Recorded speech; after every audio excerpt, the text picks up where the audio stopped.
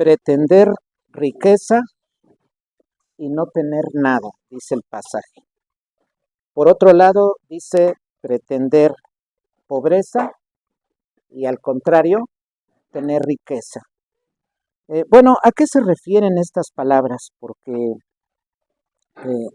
de pronto eh, se pueden prestar a diversas interpretaciones, como puede verse, por ejemplo, en algunos comentarios bíblicos. De pronto vemos que en alguno le dan una interpretación, iré mencionando algunas. De pronto algún otro comentario le da otra interpretación a estas palabras y tenemos que meditar en ellas, tratar de discernir qué es lo que Dios nos está queriendo decir en este pasaje. Y bueno, tenemos el título, es tener realmente o creer tener. Tener realmente o creer tener. Es el sermón número 8 del capítulo 13 de Proverbios. La base bíblica leída es Proverbios 13, 7. Bueno, decía que este pasaje puede prestarse a interpretaciones diferentes por las palabras que da aquí y por la estructura también del versículo. Hay quienes, por ejemplo, piensan que en la primera parte, donde hay dos personajes aquí en este versículo, hay quienes pretenden ser ricos y no tienen nada. Y hay quienes pretenden ser pobres y tienen muchas riquezas. Entonces hay quienes interpretan ahí que son la vanidad y la avaricia humanas. La vanidad porque hay alguien que pretende ser rico y es pobre, no tiene nada. Ajá. Digamos como decir, se dice ser rico, pero es pobre, no tiene nada. Y por otro lado, también hay quienes piensan que en la segunda parte del versículo está tratando la avaricia de alguien que pretende ser pobre y en realidad tiene riquezas. Esa es una interpretación que se da. Sin embargo, pues hay que señalar algunas cosas que son importantes. Por ejemplo, si miramos el capítulo 13 así en una vista, digamos, general, desde el versículo 1 nos damos cuenta de algo para observar cómo, qué es lo que aparece en la escritura, qué es lo que allí se está diciendo. Dice el capítulo 13, hay un primer versículo y si ven, dice el hijo sabio habla de tomar el consejo del padre. Digamos que es la parte buena. Viene la segunda, mas el burlador no escucha reprensiones. Sería primero un enunciado para lo bueno, vamos a decirlo así, y el segundo enunciado para lo malo. Lo mismo sucede con el segundo versículo. Habla del fruto de la boca el hombre come, y en cambio la parte segunda, más el alma de los predicadores, de los prevaricadores, predicadores, más el alma de los prevaricadores hallará mal. Entonces, está primero la parte buena, segunda la mala. Tercero, viene aquí, el que guarda su boca, guarda su alma. Parte buena, vamos a decirlo, más el que mucho abre sus labios tendrá calamidad, la parte mala. Entonces vamos mirando una estructura, se hace mención de la vida bajo la ley y en la segunda parte la vida apartada de la ley. Digamos que sería la vida del justo, del sabio, y las segundas partes parecen que son la vida del necio, del impío. Pero cuando llegamos al versículo 4 hay un cambio. Desea, nada alcanza el alma del perezoso. Y en lo siguiente, más el alma de los diligentes será bendecida. Entonces miramos o la parte mala, ahora al revés, digamos la vida de la impiedad, y la segunda es la vida de la sabiduría y de la justicia en el Señor. Y ya al 5 volvemos, el justo aborrece la mentira, el impío se hace infame. Ajá, lo bueno, viene la parte mala. Bueno, pues hay que decir el 6 guarda algo similar. La justicia guarda al de perfecto camino. En segundo lugar, la impiedad trastorna al impío. En el 7, entonces dice que hay quienes pretenden riqueza y son pobres, pero hay quienes pretenden pobreza y en realidad tienen riqueza. Si nos damos cuenta sobre esta línea, y bueno, y hay que, si mencionamos los demás versículos, van en la misma línea. Por eso se suelen llamar a estos proverbios antitéticos. Mencionan una cosa y luego la contraparte. O bien primero la vida del justo, algo de la vida del justo, y en la segunda parte de cada versículo, algo de la vida del impío, en contraste. O viceversa. Primero la mención de la vida del impío y en segundo lugar la mención de la vida del justo. Pero sea de cualquier forma, que primero mencione el justo y luego al impío, o primero al impío y luego al justo, de cualquier modo cada versículo está dando un contraste. Entonces, si nos damos cuenta sobre esta línea, decir que son la vanidad y la avaricia no coincidiría con los demás. Aquí hay quienes interpretan de esta forma, diciendo, hay quienes aparentan riqueza y son mentirosos porque en realidad son pobres. Pero en segundo lugar, hay quienes aparentan pobreza y son mentirosos, algo quieren porque en realidad tienen muchas riquezas. Si bien es cierto, es una lectura que podríamos hacer, es una interpretación que podríamos ofrecer, sin embargo, mirar el contexto, pues nos obliga a no pensar así. No se trata de la vanidad y la avaricia mencionadas en el mismo versículo. Más bien lo que debemos pensar sobre los versículos anteriores, desde luego porque no tenemos al autor como para que nos aclarara él, quise decir esto, no lo tenemos, tenemos el escrito, pero nos miramos en la necesidad de considerar el contexto para poder interpretar o acercarnos con algún entendimiento a este versículo séptimo. Entonces, el versículo, como los demás, debe tener un, una enseñanza o una sentencia sobre la vida del justo y otra sentencia sobre la vida del impío. Pero como vimos en los versículos anteriores, en casos es primero la del justo, luego la del impío. Y a veces se invierte.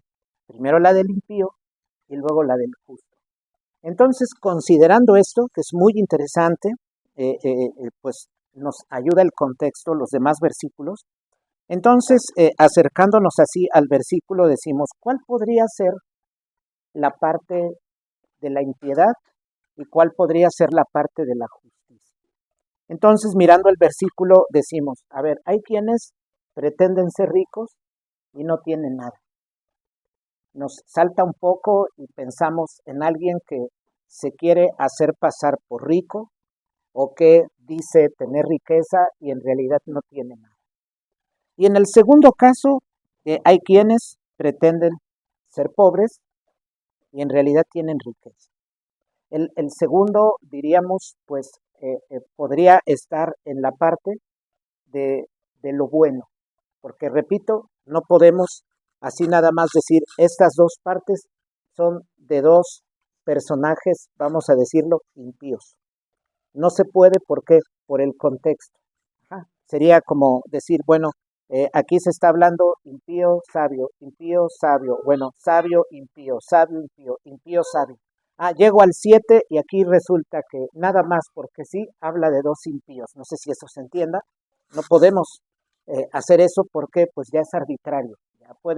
Alguien puede interpretar así, pero tenemos que decir que es su interpretación propia, que es algo personal, porque según el contexto no coincide con los demás versículos lo que alguien así esté diciendo.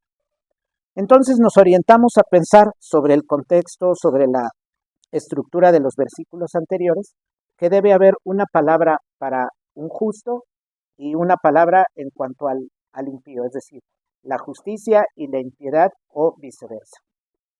De aquí entonces, sobre esto tendríamos que escoger cuál parte será la impía y cuál parte será la sabia o la pía. Entonces, de ambos, pues pensamos que es peor quien no teniendo nada se hace pasar por rico. Ahora, la segunda parte la podemos, digamos, estirar. ¿A qué me refiero con esto? Miren, hay quienes pretenden ser pobres, tienen riquezas.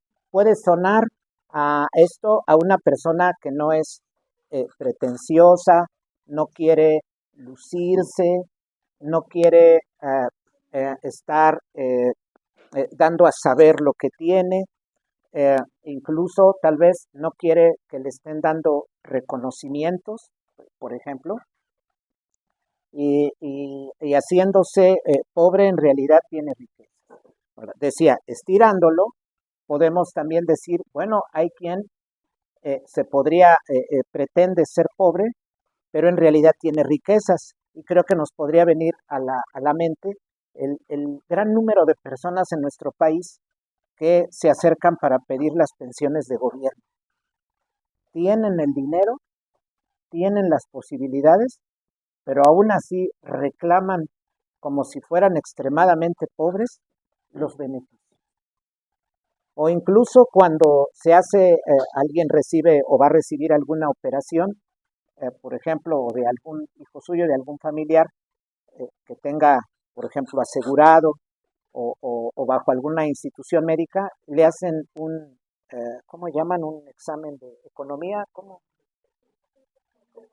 Un estudio, gracias, un estudio socioeconómico, y entonces pues las personas eh, eh, podrán allí decir no tengo, gano, y tal vez dicen que ganan posiblemente la 10ª parte, por ejemplo, y haciéndose pasar por pobres, en realidad tienen riqueza. Esto, si estiramos esas palabras, nos pueden dar para muchas cosas. Es un poco como lo que sucede en los juicios. El artículo se puede, las palabras del que se opone en el juicio, sea del acusado, del que acusa, se pueden estirar porque se prestan a interpretaciones diversas. Entonces, aquí podríamos sobre esa base decir, bueno, habla de dos personas mentirosas que fingen, pero eh, decía que sobre la línea de los demás versículos tenemos que ir por un camino distinto y hablar de quienes, por un lado, pretendiendo, perdón, ser ricos, que es la primera parte, no tienen nada. Podríamos hablar allí de personas, desde luego, aquí tiene que ver con la apariencia. Se está hablando en esta primera parte, vamos a decir, de un personaje en general o de varios, porque dice, hay quienes. Se está hablando de alguien que dice tener riqueza y no tiene. Y eso es de varias formas, lo podemos ver, estas palabras podemos ver varios sentidos entendiéndola así. Por un lado, podríamos decir que se enfatiza la apariencia. Alguien dice que es rico, se pretende rico, pero en realidad no tiene nada. Entonces, es una persona que miente con algún propósito, posiblemente o muy seguramente sobre la base del orgullo, no quiere que lo señalen de pobre, más bien quiere quedar como rico ante quienes él dice que tiene riqueza, ante quienes aparenta. Bueno, eso por un lado, pero también por otro lo podríamos entender como alguien que intenta vivir como rico, pero vamos a decirlo, en la raya de sus ganancias. Es decir, gana una cantidad determinada y pretende llevar una vida como si ganara el doble. Y ejemplos de ambos casos tenemos muchísimos en la vida cotidiana, es decir, en nuestro entorno, digámoslo, está lleno de eso. ¿Cuánta gente en la calle dice que tiene y no tiene? De pronto gente que a veces como se va, por ejemplo, al hospital y de pronto a veces las personas mayores, muchos de ellos o algunos, ¿sí? Pero de pronto traen su celular, hijo, mira, el carro blanco lo metes, pero también el verde, también el negro no lo dejes afuera. Mis nueras ya fueron a verme, ¿verdad? Diles que llego más tarde. Están hablando cosas que dice uno, ¿será o no será? O de repente están platicando, no, sí, todos mis hijos están muy al pendiente de mí y el señor está muy enfermo y está solo ahí en la silla. Y cosas de ese tipo se ven. Algunas sin duda serán ciertas, pero algunas otras seguramente no. Podemos ver, decía, en la vida común gente que aparenta, no solamente las personas mayores, muchas de ellas, jóvenes, incluso esa tentación que tenemos cuando somos niños, que tenemos un tío judicial, ¿se acordaron algunos en la primaria? Tengo un tío judicial y ya con eso estaba uno presumiendo, no, yo tengo un tío que es soldado, no que yo tengo esto, o que mi papá es esto, y a veces no coincide con la realidad, y son cosas comunes. Sin duda, la vida cotidiana deja ver a muchas personas que intentan dar una apariencia, desde luego intentan dar una imagen de algo que no son. Y desde luego la escritura esto condena. ¿Por qué? Pues porque detrás está la mentira. En el fondo está, realmente soy pobre, pero quiero introducir en la realidad algo que no es de ella. Y quiero decirle a la gente o quiero mostrarle a la gente de alguna forma que soy rico, cuando menos con mis palabras. No lo puedo hacer con mis ganancias, no lo puedo hacer con mis propiedades, pero sí lo puedo hacer al menos con mis palabras. Puedo decir, mira, es que yo tengo, pero no sabes, que tengo aquello, o unas inversiones, etcétera, o negocios, lo que sea. Pero se aparenta. Y desde luego, pues eso la escritura lo condena, pues como algo pecaminoso, es propio del impío. Pero esto también genera, decía la segunda interpretación o la segunda forma de ver el pasaje, alguien que pretende llevar una vida que no coincide con la vida que verdaderamente tiene. Y especialmente, pues hablamos del caso de muchas personas también en la cotidianeidad, ganando un salario, voy a decir así, ganando 100 pesos, por ejemplo, que fuera el salario mensual de esa persona, pero quiere vivir como si ganara 200 pesos. Quiere vivir como si ganara algunos hasta 300 pesos, por ejemplo, como si ganaran el triple de lo que realmente ganan, el doble de lo que realmente ganan, o si ganan 100 pesos, pretenden vivir como si ganaran 150 pesos.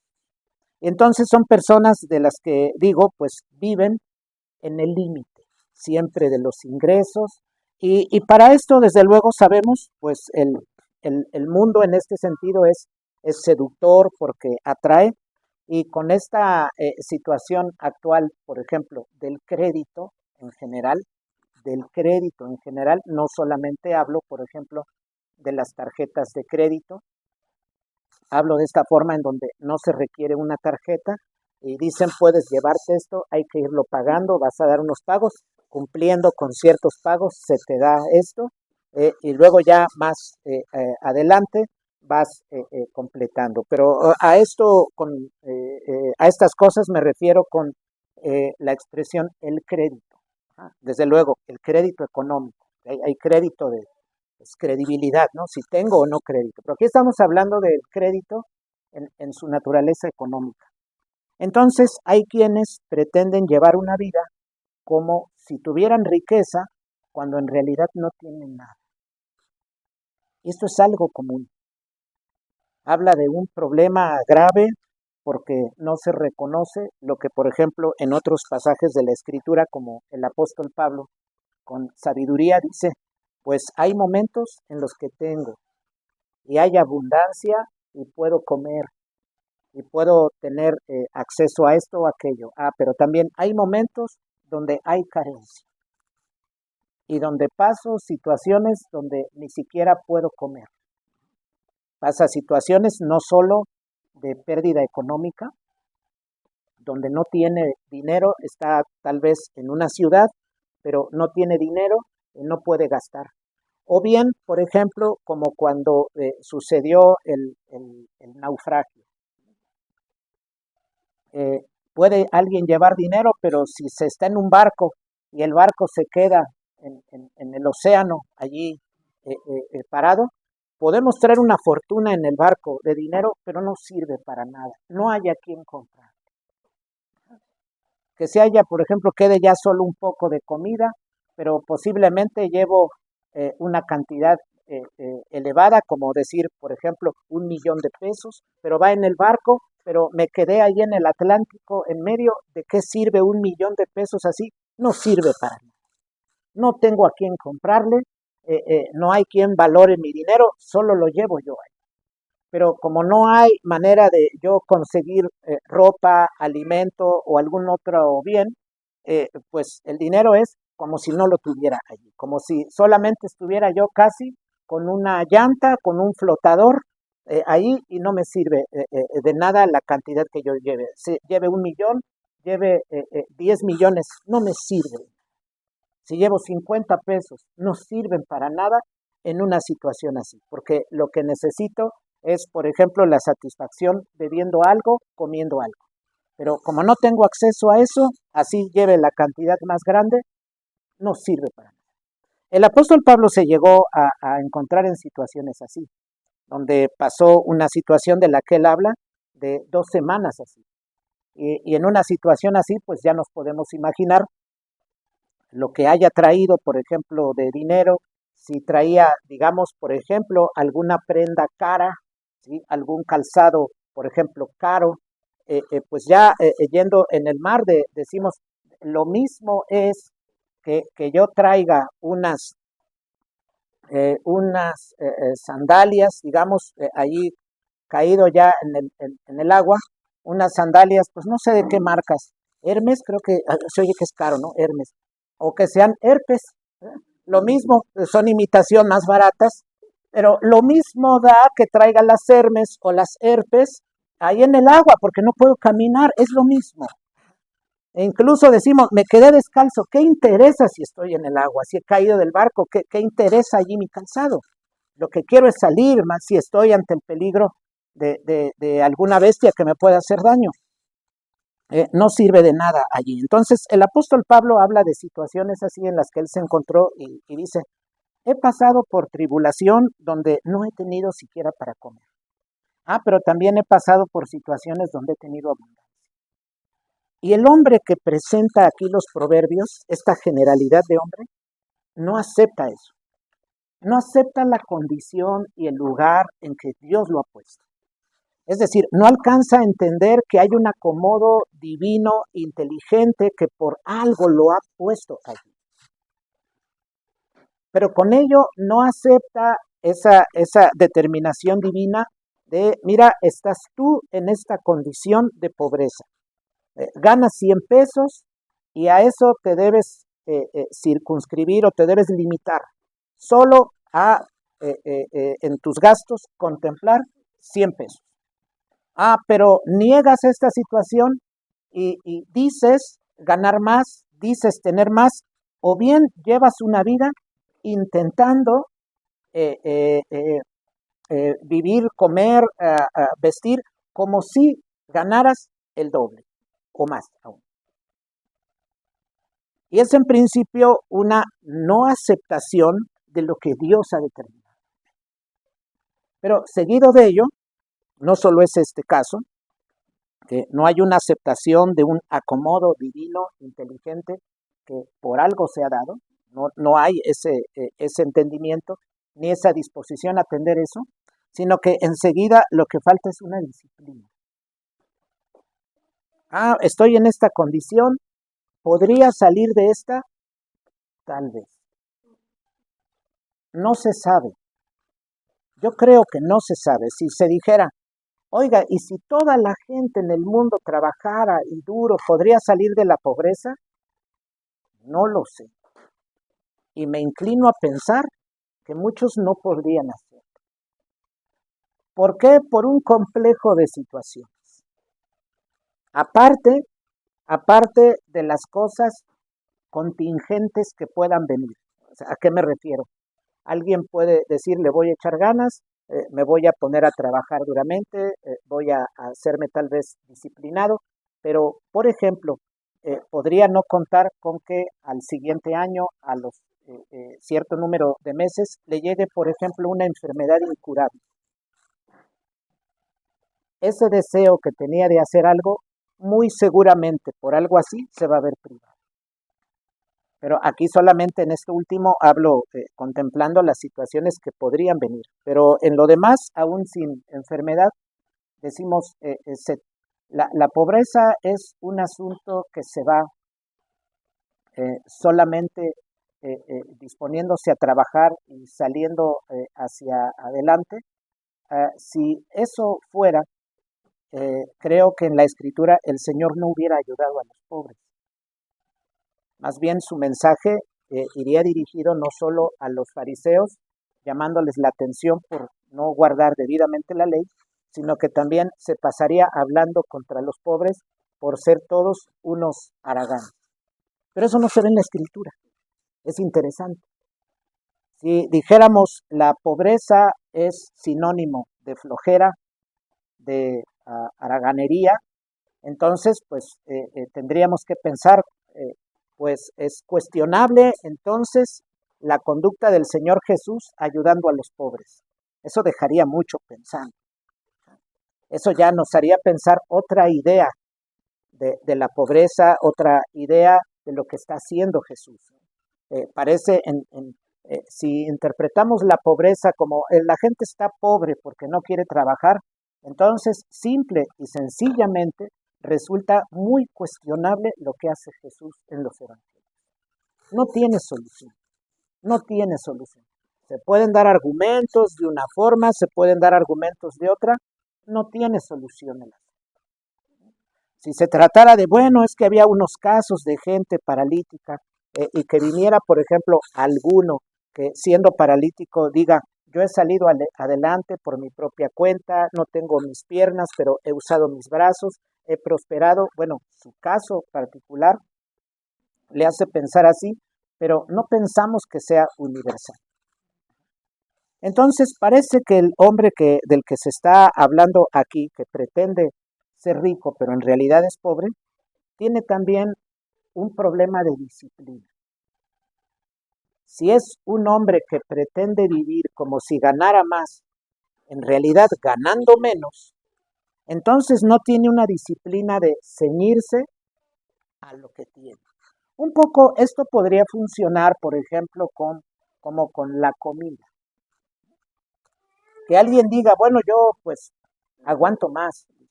¿Quieres otro taco? Ah, bueno, me haces enojar, échame dos. Pero ya no puede y come más. Rebasa sus límites. No tiene disciplina para decir hasta aquí. Dice hasta donde se llene, hasta donde tope. Y algo similar sucede con este hombre que vive en la raya de los gastos. Dice, no me alcanza, pero trataremos de tener más de lo que realmente puedo obtener. Y entonces se sigue él generando problemas. Desde luego, en una perspectiva así, la escritura tiene que condenar a una persona. La tiene que condenar. ¿Por qué? Porque está aparentando algo que no es. Por otro lado, bueno, y esto puede tener también, antes de pasar a la segunda parte, algunas otras cuestiones, como por ejemplo, como no se vive adecuadamente bajo la ley, en ocasiones se dice tener algo con el fin de conseguir algo. Esto se ve en todo ámbito. Por ejemplo, gente que dice, quiero conseguir a alguien para unirme en matrimonio. Pero ¿a quién voy a conseguir? Alguien que tenga recursos. Pero entonces yo tendré que decir que tengo recursos determinados para poder llevar a cabo esa unión. O bien incluso alguien para conseguir un trabajo, decir tengo estas habilidades o he trabajado en esto y en aquello, con el fin de conseguir algo. O bien gente que dice es que tengo contactos, es que tengo personas conocidas y de pronto puede inventar relatos con el fin de conseguir algo. Y lo que busca conseguir no será adecuado con la ley. Es decir, lo que busca obtener no va en la línea con la ley, porque está fuera de lo que ordena la ley y el pacto. Y entonces eso puede estar asociado a un tipo de autoprotección. Una autoprotección. ¿Sí? No quiero que me digan esto. No quiero que se rían de mí. No quiero que vean lo que realmente soy.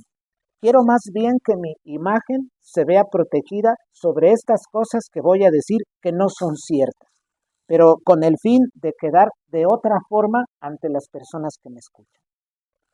Y por todas esas razones, desde luego imaginamos, pues la escritura debe condenar una conducta así. Porque no es solo el mismo hecho de decir, como mencioné en los puntos que he tratado ahorita, no es solo el hecho de hablar de la apariencia, no es solo ese hecho. Decir, aparentar, mentir, claro que son cosas que a Dios no le agradan, pero hay en principio algo. No tengo contentamiento con lo que Dios ha hecho de mí. No tengo conformidad con el plan divino dispuesto para la situación económica en que me encuentro.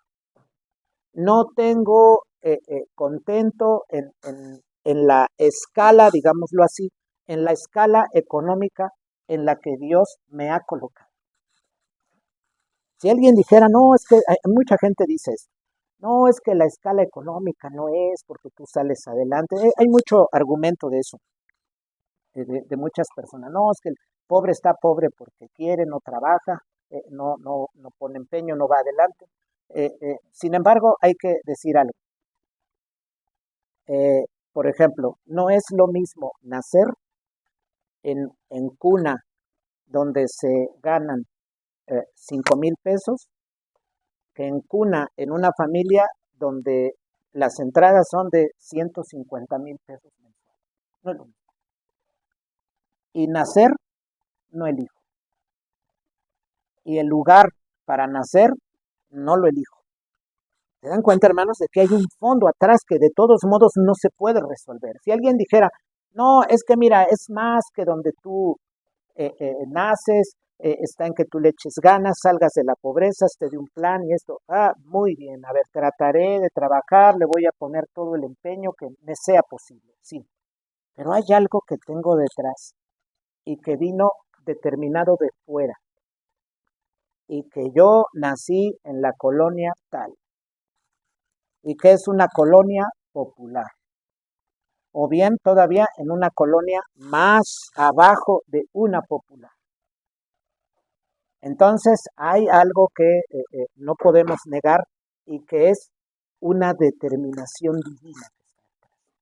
De eso generalmente no se habla.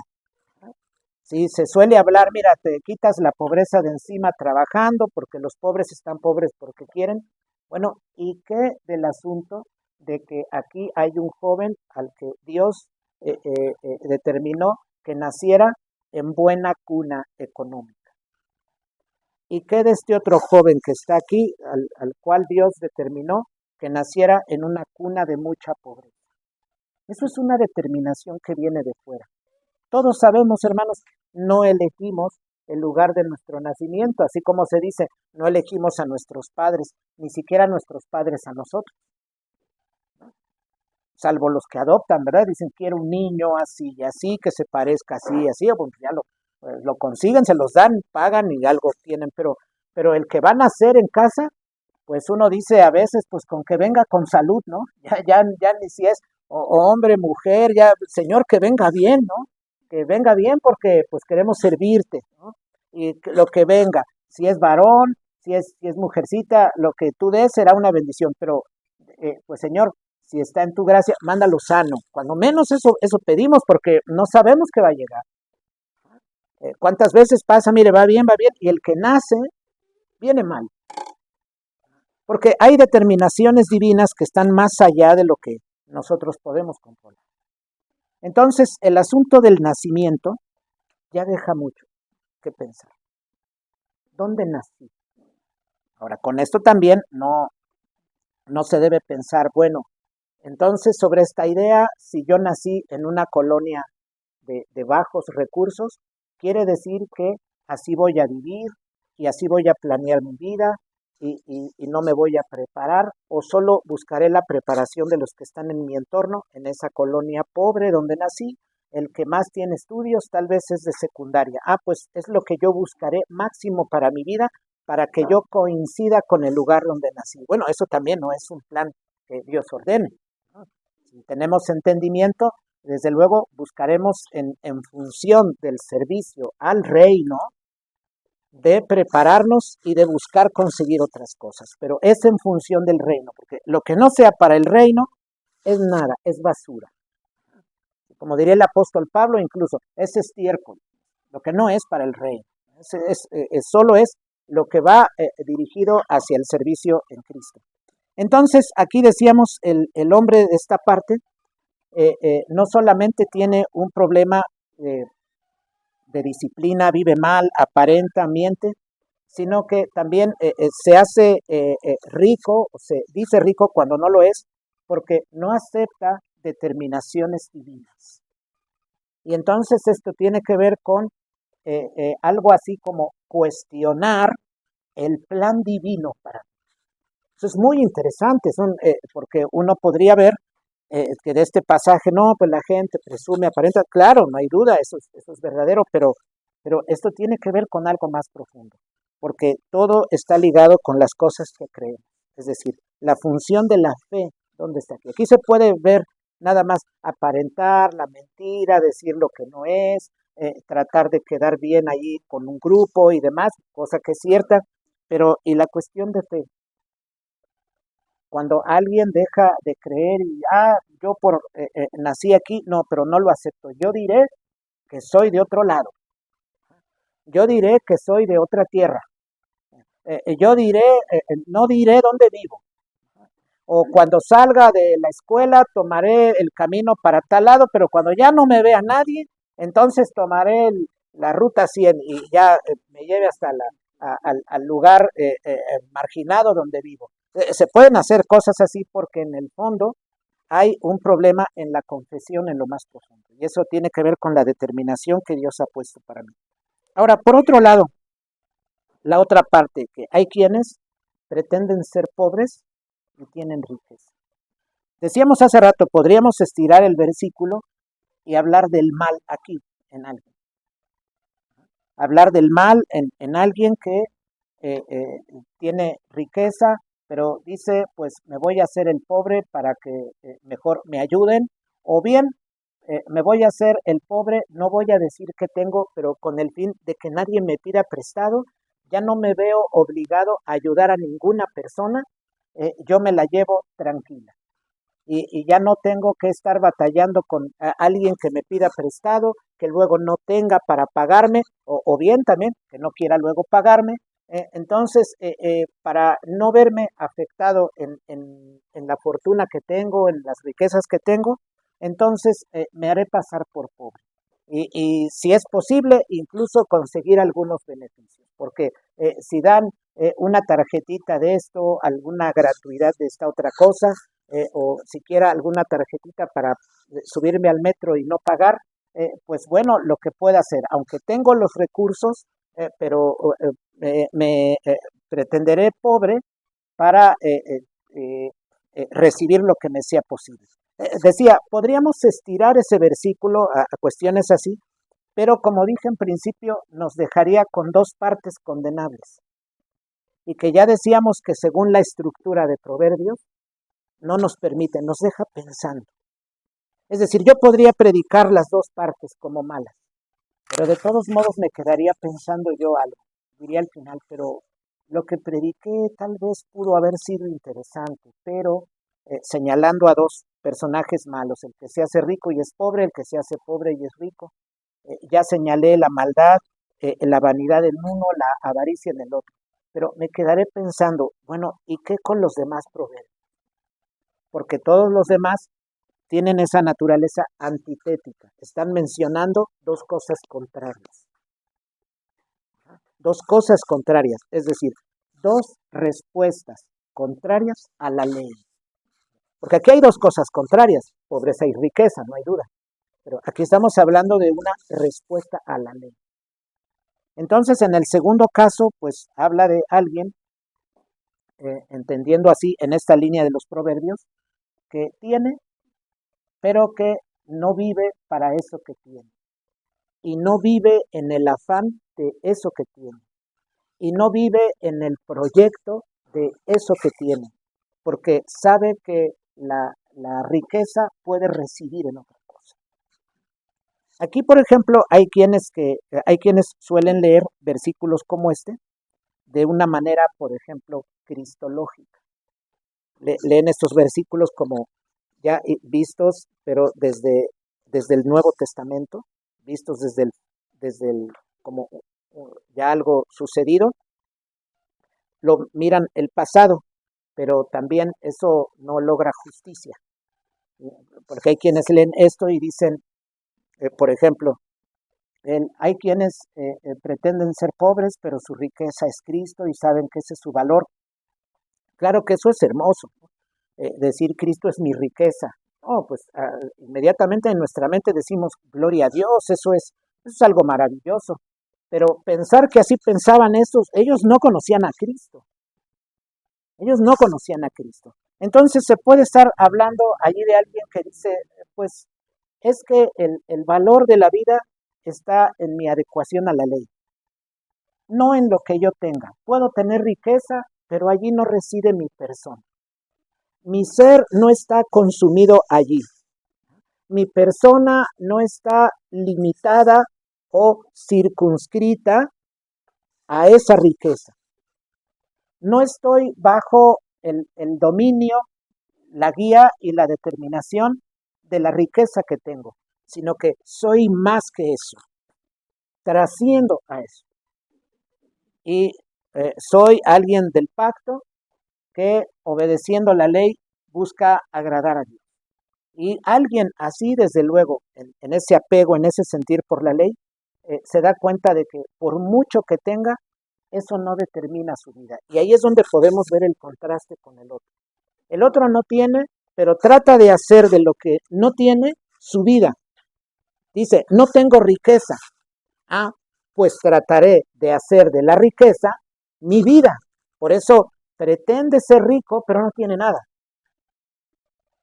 Y en cambio este otro dice, no, la riqueza no va a determinar mi vida. Puedo tener riqueza, pero no estará determinada mi vida por esa riqueza. Cuando digo esto, hermanos, no me refiero aquí a alguien que sea muy rico y diga, como la riqueza no me importa, me la gasto o la regalo. No, ese no es. Eso es una irresponsabilidad. Eso sería como un tipo de huida, como si el mundo fuera un estorbo, el dinero fuera un estorbo en sí. Y entonces lo que hay que buscar es la huida como al reino celestial supramundano, más allá del mundo. No, eso, una cosa así, pues han hecho muchas personas a través de la historia. Nosotros hemos hablado incluso pues de padres de la iglesia, de hombres de la escolástica que hicieron eso, renunciaron a su riqueza, la dieron, pero no se está hablando de eso aquí. En el pasaje se está diciendo, hay quienes están determinados por cuestiones económicas. Creen que su vida está en función de eso. Y aunque no tengan, mentirán, dirán, aparentarán para decir que tienen, para hacer creer a los demás que tienen. Ah, pero en cambio viene el contraste. Hay quienes no ponen su corazón en las riquezas. Las pueden tener, pero no viven para ello. Y se habla de este contraste. Se pretenden pobres. Es como decirle a alguien que sea realmente humilde y que tenga y le digamos, oiga, usted tiene una gran fortuna. Y él humildemente diga, pero eso no es lo importante. Desde luego, he trabajado. Para tener una fortuna, hermanos, hay que tener disciplina. Bueno, se podría también tener de pronto una fortuna por medios malos, pero la fortuna ordinaria, la riqueza, se hace sobre la base del trabajo. La muestra, pues, es la suma de testimonios que podrían dar muchos empresarios. La suma de testimonios que incluso podrían dar abuelos de nosotros, padres de nosotros, que podrían bien decir, mira, llegamos del pueblo, no teníamos nada, tu madre y yo no teníamos ni dónde dormir, pero mira, gracias a Dios nos hicimos que de esta casita, de esta otra. A veces hay padres que le dejan una casa a cada hijo. Hay padres que dicen, no, para cada uno de mis hijos, su carro, su casita y su terrenito fuera. Por ejemplo, hay padres que tienen esa oportunidad, trabajan y llegaron aquí a la ciudad sin nada. Con un techito, les llovía en condiciones terribles. Y después lograron algo. Bueno, es un loable, pero desde luego, más loable es los padres que pueden decir, bueno, tal vez yo no dejé nada, pero no pude darles, pero enseñé principios, los enseñé cómo vivir, los enseñé a ser trabajadores, los enseñé a ser responsables. Ese tipo de cosas, desde luego, incluso entre los paganos, son muy valiosas, naturalmente. Una persona así se hace muy valiosa y va a buscar ella hacerse de sus propios recursos en el futuro porque hubo la marca de un padre que le enseñó lo que tenía que hacer en la vida. Eso, desde luego, es valioso. Entonces, el segundo hombre aquí es alguien que no depende de la riqueza, es decir, no piensa, mi vida está en función de lo que se tiene, como el otro que por eso niega la realidad. No, yo niego que soy pobre, yo no puedo estar en esta condición. ¿Cómo la gente va a decir de mí que no tengo? Ahora verán, yo diré de alguna forma, aparentaré de algún modo para que la gente no sepa la condición en la que verdaderamente estoy, sino que piensen algo distinto de mí. Y en cambio este segundo hombre dice, no dependo, porque en ti está mi riqueza. En Dios en general está mi riqueza. No reside en el dinero que tenga, en las propiedades, sino en mi apego a la ley. En este sentido, estas interpretaciones, esto que estamos diciendo, hermanos, si se dan cuenta, coincide con los demás versículos. El anuncio de la vida impía, el anuncio de la vida justa o viceversa, la vida justa y la vida impía. Y este versículo, leído así, traería este efecto. Entonces, la escritura en eso nos llama a este reconocimiento. Entonces, el hombre pobre, mientras niega lo que Dios ha dispuesto para él, mientras niega la situación económica en la que está allí por una determinación también divina y desde luego posiblemente hasta por su mismo pecado, que pudiendo salir adelante no lo ha hecho y permanece en esa pobreza, pero ahí en su caso particular porque no tiene disciplina y porque no hace lo necesario para salir de ese bache. Pero por otro lado, el hombre que tiene las riquezas, ese no quiere decir que él diga, a ver, Dios me hizo rico, me permitió riqueza. Pero yo niego su propósito y me hago el pobre. Esa no es la conducta del segundo. No lo podemos poner como el del primero. No, el segundo más bien sobre una convicción más profunda se da cuenta de que la vida es más que economía. La vida es más que economía. Y recordamos lo que dice ese maravilloso versículo cuando van por el hombre que tiene ya las cosas y dice, ahora sí voy a descansar, y que dice la escritura, no recuerdo si era Mateo 12:40, algo por ahí así, eh, dice que guardaos de toda avaricia, mirad, guardaos de toda avaricia, porque la vida del hombre no consiste en la medida de los bienes que posee. Algo más o menos así, recordaremos lo que dice la escritura en general. Este hombre tiene esa visión. Mi vida no está determinada por la economía, porque nosotros entendemos, hermano, que la economía, que el asunto de economía, como indagamos las leyes divinas, decimos, eso tiene que ver con un aspecto. La vida tiene un aspecto económico. Pero la vida es más que lo económico. Y esto se puede ver, por ejemplo, una persona que tiene muchísimos recursos, pero le diagnostican cáncer. Y entonces le dicen, ¿te gustaría ahora ser pobre pero estar sano? O más aún, decir, tu hijo está con cáncer y tú sabes que le queda poco tiempo. ¿A ti no te gustaría que tu hijo se curara y tú ser pobre? Y un padre en circunstancias normales dice, daría lo que fuera. Un padre en circunstancias normales diría eso. Yo quisiera poder dar todo esto, pero que me aseguraran la vida de mi hijo. Es allí donde nos damos cuenta. La vida no es solo economía. La salud es vital.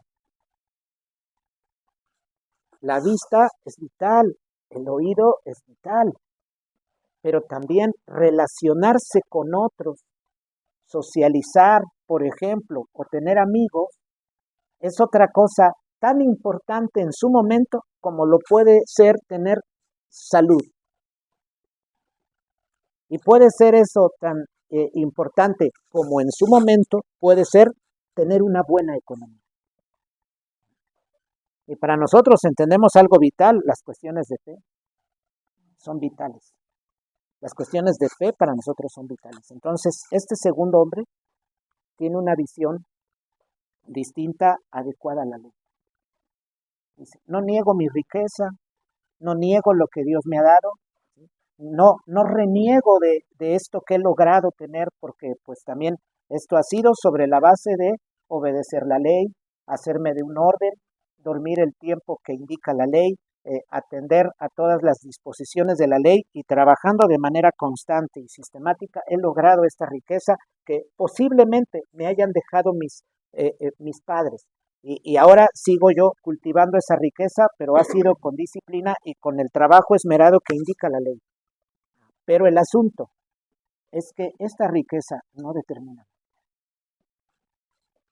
porque la vida del hombre es más, no consiste en las riquezas que tiene. La vida es más completa, porque Dios toca al hombre, y aquí reconocemos algo para concluir, reconocemos lo que enseña la Escritura. Dios toca al hombre, puede ser pobre o puede ser rico. Puede haber nacido en una cuna muy barata, o ni siquiera cuna, ya ni decir, nació en buena cuna, nació en caja de zapatos, ¿no? Como luego de pasos de 7 meses, apenas entra en una caja de zapatos, por ejemplo, del hermano Beto, ¿no? Ahí puede dormir un niño, ¿no? Bien, al nacer, algunas hermanas aquí cansan del 20, pues ahí no entra un feto, pero un niño no, ya en una caja de zapatos del hermano Beto. Puede alguien nacer en muchísima pobreza y Dios puede tocarlo. Alguien puede nacer en extrema riqueza y Dios puede tocarlo. Pero alguien nacer en el continente asiático y Dios puede tocarlo. Nacer en el continente americano y Dios puede tocarlo. Y ser de la nacionalidad que sea, hombre, mujer, un hombre muy avanzado en años, la condición social en que se encuentre, la condición política en la que se encuentre su país, Dios dice, llamo de todo hombre. Por eso en los caminos de Él hay pobres, hay ricos, hay hombres, hay mujeres, hay niños, pero también hay niños que Dios desecha. Así es, y a Dios nadie le puede reclamar, a nadie le puede reclamar, porque más bien debemos estar agradecidos de que entramos nosotros, más que ahora cuestionarlo, ¿por qué no salvaste a aquel? Como luego si Dios fuera nuestro empleado. No. Y hay de todo hombre, pero este hombre aquí, así como un creyente del Nuevo Testamento, sabe que su vida es más que economía. Es decir, es un hombre que no tiene su corazón puesto en las riquezas, sino en lo que es perenne, en lo que es eterno, que es guardar la ley y servir al Señor todos los días. Y entonces después de ello, como dice la Escritura, y así decía Job, y después de deshecha esta mi carne, con mis ojos te veré. como un anticipo de lo que vendrá en la vida venidera. Que el Señor bendiga su palabra.